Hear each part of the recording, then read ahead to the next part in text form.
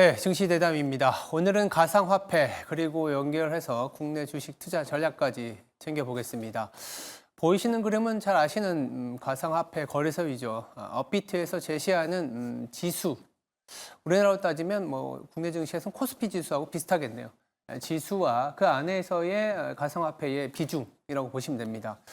비트코인과 이더리움이 우리나라 SK하이닉스와 삼성전자 마냥 상당히 많은 비중을 차지하고 있는데 최근에 업비트 지수, 비트코인이 상당히 올랐기 때문에 두 달간 70%의 급등을 보여줬습니다.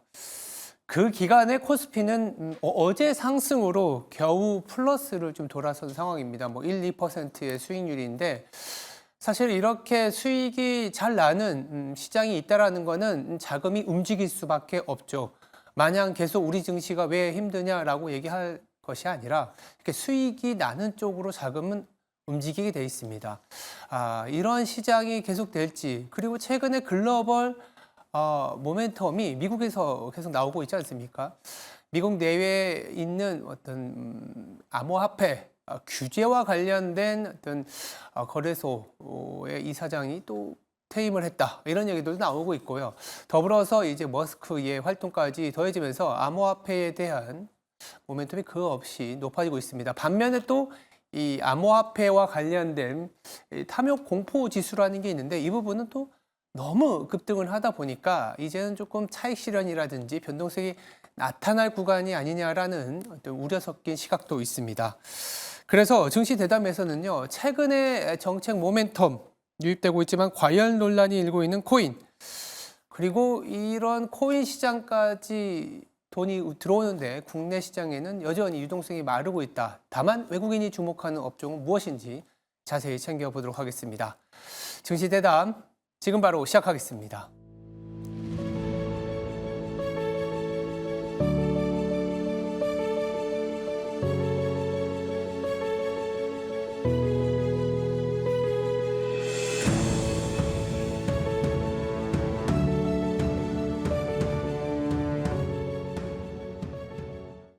네, 증시 대담 이어가겠습니다. 자리에 배종찬 인사이트 케어 K 연구소장 나와 있습니다.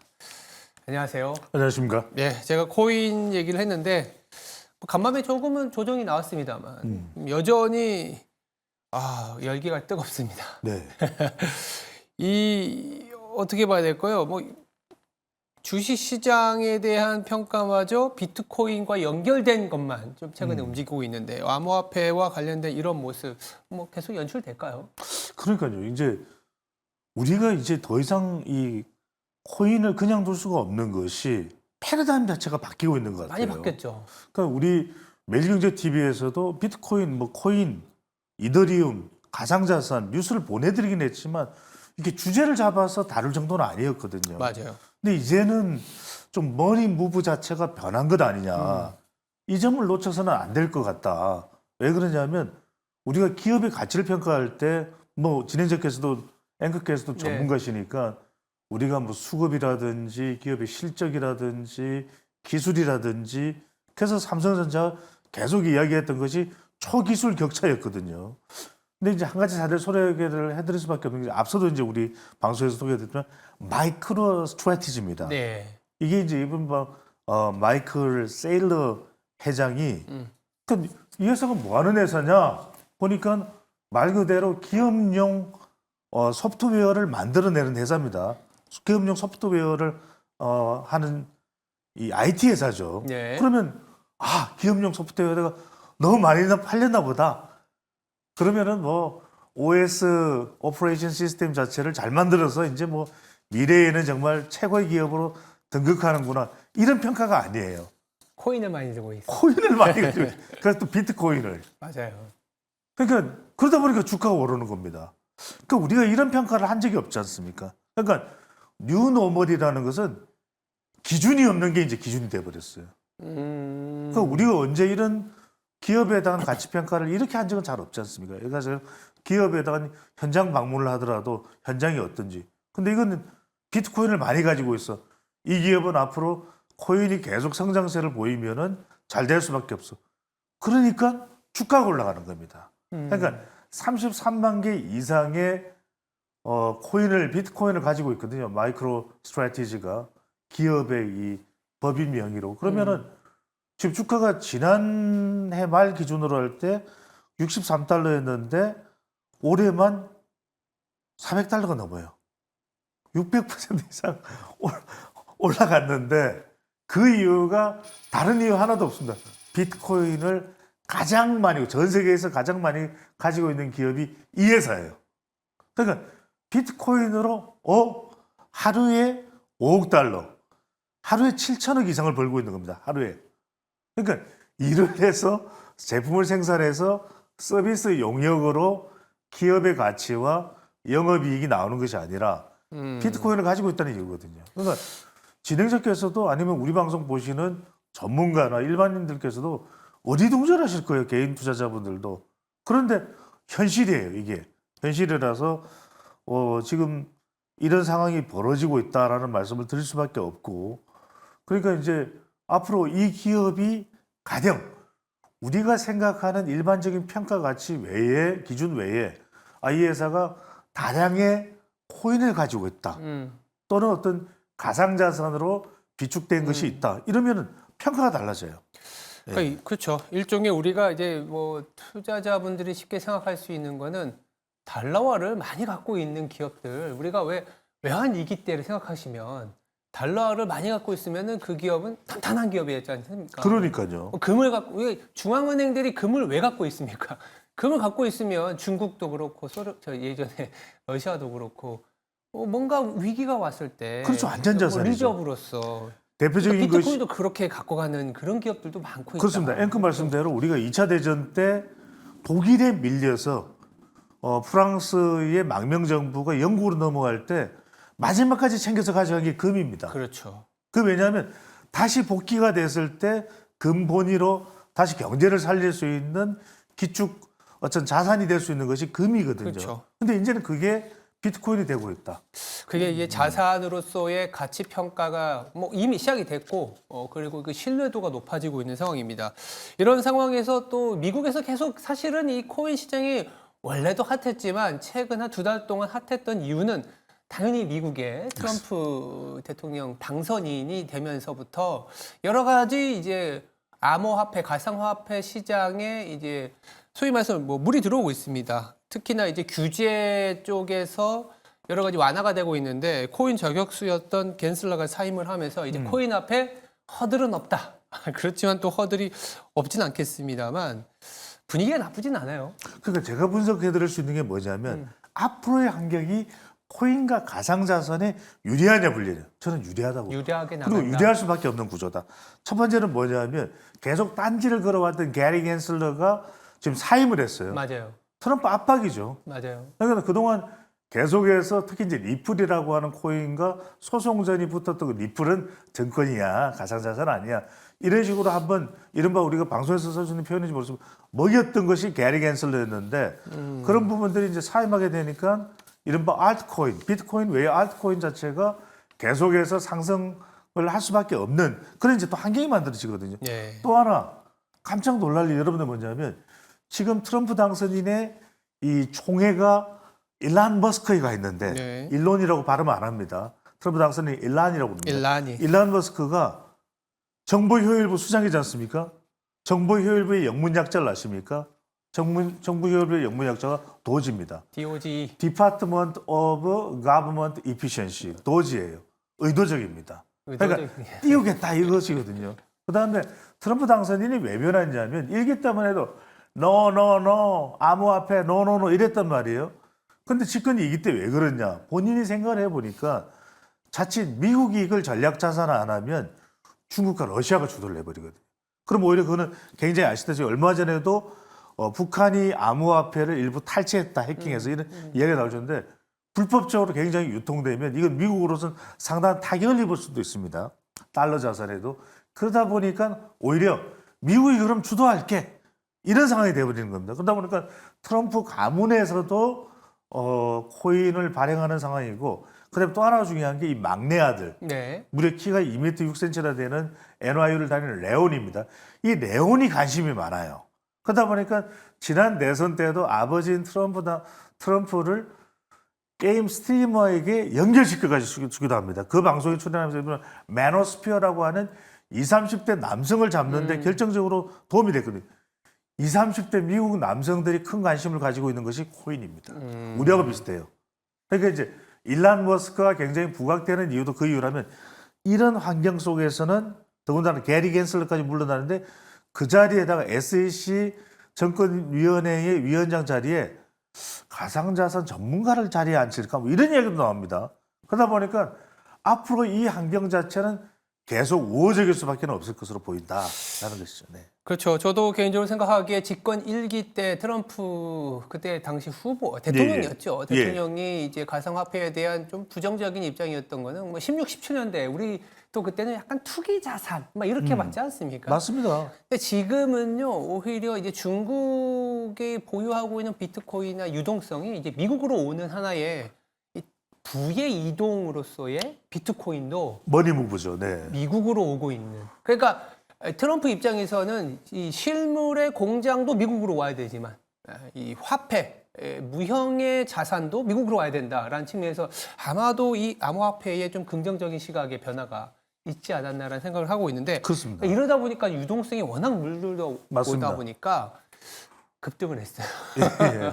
그래서 이 말씀을 드리고 싶은 게 뭐냐면 김병환 금융위원장은 좀 지켜보겠다는 자꾸 입장이에요. 왜냐하면 우리가 사실 2017년에 좀 주도권 잡을 수 있었는데 기회가 왔었거든요. 네, 좀 그래서 아쉽습니다. 이제 우리 방송을 통해서 매일경제 TV를 통해서 말씀드리려고 하는 그 부분은 뭐냐면 저는 대응을 해야 된다. 그냥 이걸 손 놓고 있을 수만은 그러니까요. 없어요. 왜냐하면 네. 중국도 관심이 많고 맞아요. 러시아도 관심이 많은 미국이 데다가 워낙 또 관심이 많죠. 미국이 또 워낙 관심이 주도를 많아서 가져가려고 하고. 머니무브의 패러다임이 이렇게 전개가 된다면 우리가 그냥 손 놓고 있어서는 곤란하다는 것이고 맞아요. 근데 이제 개인 투자자분들은 좀 조심을 해야 될 부분이 지금 비트코인과 이더리움을 합해서 한 830억 달러가 오픈 인트레스트거든요. 그건 뭐 얘기하면 미결제 약정이에요. 그러니까 굉장히 지금 빅스 지수처럼 굉장히 튀고 있는 게 바로 또 이 시장입니다. 그래서 뭐 반감기도 있고 여러 투자 기법이 참 개인이 알기는 어려워요. 또 1년 3연중 365일 시장이 개장되기 때문에 이런 부분에 상당히 유의는 좀 하실 필요가 있다는 말씀도 거듭드립니다. 알겠습니다. 이렇게 유동성이 몰려가는 시장에 대한 얘기를 했는데 뭐 갑자기 이제 코스피로 넘어가려고 하다 보면 왜 이렇게 얘기하느냐? 이렇게 유동성을 뺏기다 보니까요. 우리 증시에서는 이 유동성이 계속 말라가고 있습니다. 그렇죠. 그러나 가장 최근에는 삼성전자에 대한 매도가 좀 줄어들다 보니까 뭔가 약간은 유동성으로서 우리 시장에서도 좀 외국인들이 유입되는 업종이나 종목들이 있더라고요. 그러니까 이렇게 신뢰할 수 있는 자산, 급등한 자산 쪽으로 유동성이 뺏기지만 그나마 우리 시장에서 관심을 주고 있는 그러니까요. 이게 어떤 게 있는지. 그래서 제가 말씀드린 거예요. 또 이재용 회장의 또 사법 리스크도 있거든요. 네. 이게 또 불거질 수도 있습니다. 그래서 최근에는 외국인들이 보면은 외국인들의 동향이 통신 쪽으로 가고 있어요. 통신? 통신요. KT 쪽으로 외국인 지분율이 늘어나는 모습들 이 부분들이 여러분들이 화면에서 보면 확인하실 수가 있는데 이게 왜 제가 그동안 말씀을 드리냐면은 그런 이유가 통신 쪽일 거 사실 통신은 굉장히 좀 재미없는 종목이긴 하죠. 그렇죠. 네. 이게 이제 레드오션이 됐어요. 그런데 뭘 보냐? 바로 스타링크 이런 일란 머스크와 좀 접목할 수 있는 쪽에 적외도 위성 쪽으로 좀 진출하게 되면은 이른바 6G 쪽이 또 각광을 받을 수가 있거든요. 또 하나 제가 말씀드리는 것이 일란 머스크가 정보일보 수장이 됐다는 이야기는 자율주행 쪽입니다. 예. 그 다음에 내과학 쪽으로 가는 거는 이제 다른 차원이 하나 있고요. 그러면 이렇게 되면은 상당히 우리도 자율주행하면은 한 축이 형성돼 있고 한 가닥 가는 나라거든요. 그러면 우리도 통신 쪽이 좀 적극적으로 그래야 나설 되겠네. 수밖에 없습니다. 왜냐하면 그래도 자율주행 쪽에서 큰 자본을 좀 움직일 수 있는 회사들은 KT. 그래서 KT 광고 보면 항상 그 광고 나오잖아요. 자율주행 어떻다. 그러면서 현대자동차와 협업을 한다.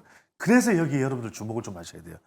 일란 머스크 시대에 주목을 받을 수 있는 통신 자율주행으로 가야 되는 것. 또 하나가 SMR입니다. 왜 이 말씀드리냐면 미국의 지금 에너지 장관 후보자가 크리스 라이트, 이거 리버티 에너지의 대표인데 이 사람이 SMR 또 스타트업 전문가예요. 그러니까 여러분들이 트럼프 노믹스 2기는 인물을 잘 보셔야 됩니다. 이 인물이 어디에 관련돼 있냐. 그러면 그게 비즈니스로 우리 또 투자로 연결되는 것이기 때문에 그렇게 봤을 때는 통신이나 원전이라도 SMR, 소형 모듈 원전 이쪽에 좀 더 왜냐하면 빅테크 기업들도 전력 부족하면 안 돼. 그래서 최근에 이제 한국전력에도 우리가 주목하는 이유가 그 이유거든요. 좀 에너지 도입하는 가격이 좀 싸지고 지금 산업용 전기 요금은 인상하는 걸로 되어 있잖아요. 이런 사람들과 관련된 부분들을 여러분들이 각별히 좀 주목을 해보실 필요가 있을 것으로 보입니다. 저도 이제 시장을 봤는데 외국인들이 진짜 통신하고 유틸리티 쪽이 많이 들어오더라고요. 처음에는 제가 그러니까요. 약간 방어적인 이유 때문에 들어왔나 했는데 소장님 얘기 들어보니까 이게 약간 성장. 그렇죠. 아까 이제 왜냐하면 자율주행 하려면 무선 통신이 돼야 되니까. 맞습니다. 야, 그렇게 약간 방어적이면서도 예. 성장을 가미한 업종으로 외국인은 그래도 들어오고 있다. 자, 이제 그러면 마지막으로 우리가 코인만큼이나 관심이 많은 게 환율 그리고 달러입니다. 코인을 못 가지면 아니면 코인이 좀 너무 변동성이 심하다라고 생각하시는 분들은 오히려 달러를 갖고 그렇죠. 계시려고 하거든요. 이 현상도 계속될까요? 저는 이걸 생각하시면 좋을 것 같아요. 인정할 건 인정하자. 인정하자. 저는 왜냐하면 이거 양보 안 할 거예요. 트럼프가 킹달러. 짧게 킹달러. 말씀드리면 정리를 내드리면 킹달러는 간다. 지금 우리 전문가들 사이에서도 의견이 나눠집니다. 어떤 분들은 내년 중이 되면 내년 한 중간 정도 되면 환율 안정 이야기가 나오는데 그것도 기대감이잖아요. 그러니까 저는 그런 기대가 많이 가지만 킹달러 인정하자. 그러면 환율이 좀 인상되는 가운데 관세는 올라갈 것이고 미국 내 아메리칸 퍼스트 법인세는 낮아질 거면 그런 상황에서 우리가 어떤 딜을 해야 될까? 이런 접근을 해야 되지 자꾸만 이렇게 되어줬으면 좋겠는데 하는 그 기대감 쪽으로 접근하시면 고통스럽습니다. 그래서 킹달러 트럼프 시대는 인정하셔야 됩니다.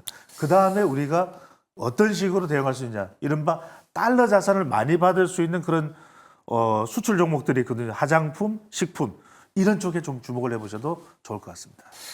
알겠습니다. 코인 시장부터 우리 시장에 대한 투자 아이디어까지 자세히 살펴봤습니다. 지금까지 배종찬 인사이트 K 연구소장이었습니다. 말씀 감사합니다. 고맙습니다.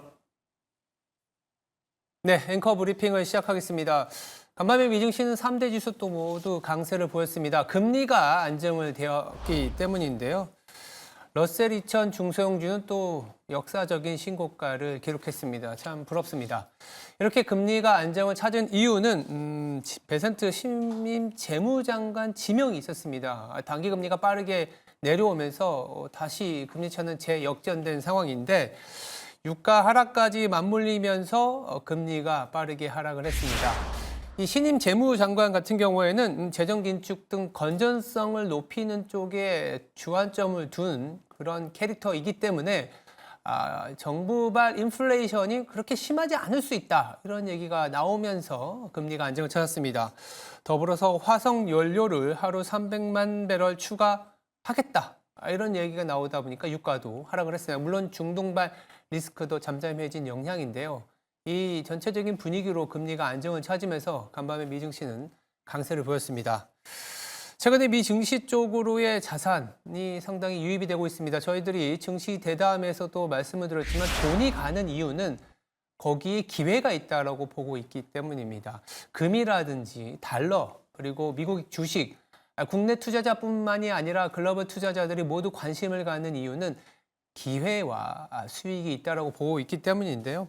최근에 이제 비트코인을 비롯한 가상화폐도 기회와 수익이 있다라는 생각이 들다 보니까 유동성이 급박하게 유입이 되고 있습니다. 아직은 뭐 달러만큼의 자산으로서의 가치는 아니지만 점점 그 가치가 높아지고 있는 상황입니다. 이렇게 신뢰할 수 있는 자산이 되어야만 주식시장 그리고 투자 세계에서 선택을 받을 수 있습니다.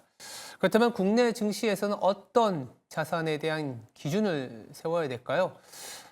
지금 수준에서는 확실한 거는 내년에 불확실하다라는 게 확실합니다. 그러다 보니까 이런 확실성에 대한 기준을 세워야 되는데 저희가 증시 대담에서 보여드렸던 거는 통신업종을 조금 얘기를 했습니다. 통신이 뭐가 확실한 거냐?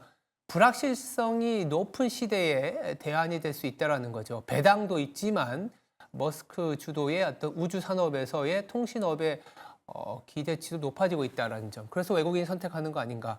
하나의 팁이 될 수 있다는 측면에서 말씀을 좀 드렸습니다. 지금까지 앵커 브리핑이었습니다. 오늘 하루도 성투하시기 바랍니다. 감사합니다.